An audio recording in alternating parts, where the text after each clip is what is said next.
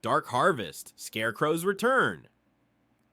The torn denim felt cold against Maya's skin as she sat on the cracked asphalt road, her ripped jeans a testament to her desperate flight through the cornfield. The backpack beside her contained everything she had left in the world: a few clothes, some cash, and the old leather journal that had started this nightmare. She shouldn't have come back to Millbrook.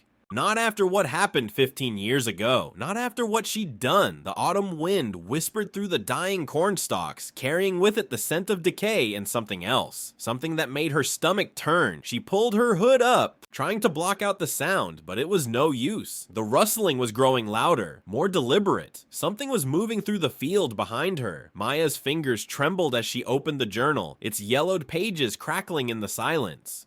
Her grandmother's spidery handwriting stared back at her, detailing rituals and warnings that she'd dismissed as the ramblings of an old woman losing her mind. But now, sitting on this cursed road with darkness falling around her, every word felt like prophecy. "The Scarecrow feeds on guilt," she read silently. "It knows what you've done, it knows what you've hidden, and when the harvest moon rises full, it comes for those who've spilled innocent blood on hallowed ground." A sob escaped her throat. Tommy Morrison had been only 8 years old when the accident happened. She'd been 17, drunk at the harvest festival, racing her boyfriend's car down this very road. The impact had been so sudden, so final. One moment, Tommy was running across the road to retrieve his dropped candy. The next, they'd covered it up. Her father, the town sheriff, had made it disappear, blamed it on a hit-and-run driver who never existed. Maya left for college the next week and never returned. Until now, the rustling stopped. Maya's head snapped up, her heart hammering against her ribs. The silence was worse than the noise. In the growing twilight, she could see the Scarecrow standing motionless in the center of the field, its burlap head tilted at an impossible angle, as if it were listening. But that wasn't right. The Scarecrow had been facing the other direction when she'd first noticed it 20 minutes ago. She was sure of it. Her phone buzzed. A text from an unknown number. "Come home, Maya. Time to pay." With shaking hands, she tried to call the number back, but the call wouldn't connect. When she looked up again, the Scarecrow was gone. "No, no, no," she whispered, scrambling to her feet. The backpack felt impossibly heavy as she slung it over her shoulders. She needed to get to town, to people, to lights and safety. But as she turned toward Millbrook's distant glow, she saw a figure standing in the road ahead. It was tall and thin, wearing tattered overalls and a flannel shirt that hung in ribbons. Straw poked out from its sleeves and collar, and its head was a burlap sack tied with rough rope. Where a face should be, there were only dark holes that seemed to absorb the dying light. Maya took a step backward, then another. The thing didn't move, but somehow she knew it was watching her, waiting. "I'm sorry," she called out, her voice breaking. "I'm so sorry about Tommy. I never meant—" The Scarecrow's head jerked upright with a wet, tearing sound when it spoke. Its voice was like corn husks rubbing together, dry and rasping. "Sorry doesn't bring back the dead, Maya Chen." She ran. Behind her, she could hear the thing moving, not walking, but sliding across the asphalt with a sound like grinding bone. Her lungs burned as she sprinted down the road, the backpack bouncing against her spine. She could see the old Morrison farmhouse ahead, its windows boarded up since Tommy's parents had moved away years ago. The front door hung open. Maya skidded to a halt, gasping. The door had been padlocked when she'd passed it earlier. She spun around, looking for the Scarecrow, but the road behind her was empty. Only the wind moved through the corn, carrying with it the sound of children's laughter. Tommy's laughter. Against every instinct screaming at her to run, Maya walked toward the farmhouse. The porch steps creaked under her weight, and she could smell something rotting inside. Not just decay, but something deeper, older. The smell of guilt made manifest. "Tommy," she called softly as she stepped through the doorway. The house was exactly as she remembered it from the search parties 15 years ago.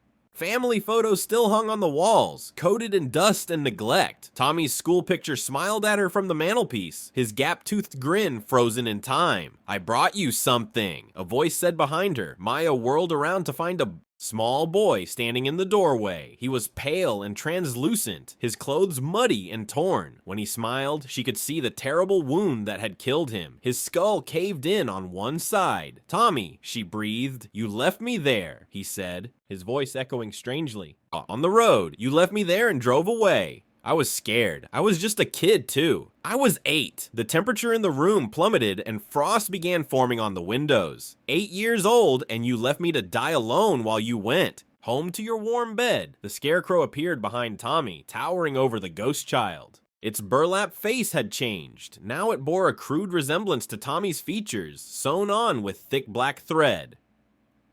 But I'm not alone anymore, Tommy continued. He keeps me company. He helps me find people like you, people who hurt children. And run away. Maya backed toward the stairs, her hand gripping the banister. What do you want? Justice, the Scarecrow rasped. Balance. An eye for an eye. A life for a life, Tommy added, giggling. The lights went out. In the darkness, Maya could hear them moving, the whisper of straw, the patter of ghostly feet.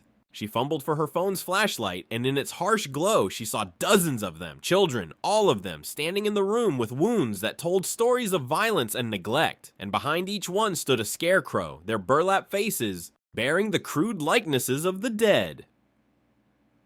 How many of us are there, Maya? Tommy asked. How many children died while adults looked the other way? While fathers covered up their daughters' mistakes? While mothers pretended not to see the bruises? While teachers ignored the signs? The scarecrows began to move forward, and Maya ran up the stairs.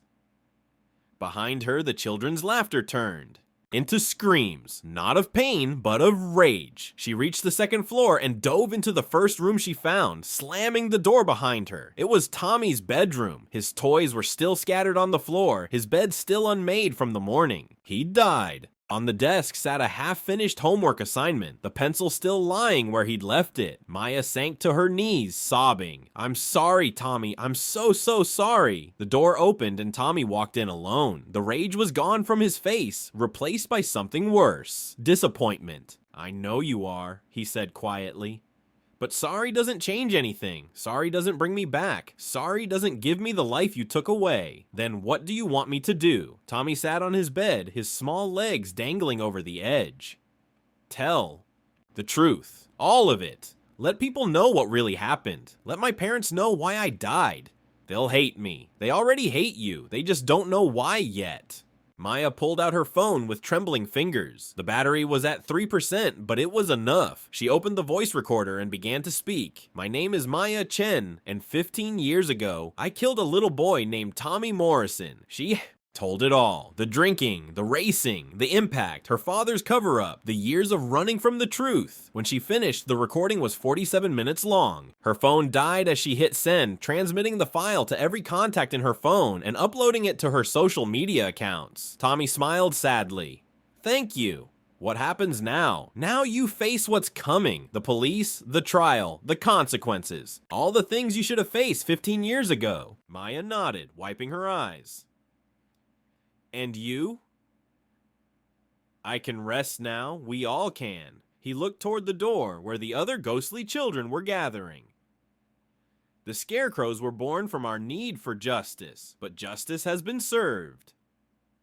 One by one, the children began to fade away, their scarecrow guardians dissolving into straw and shadow. Tommy was the last to go. I forgive you, Maya, he said.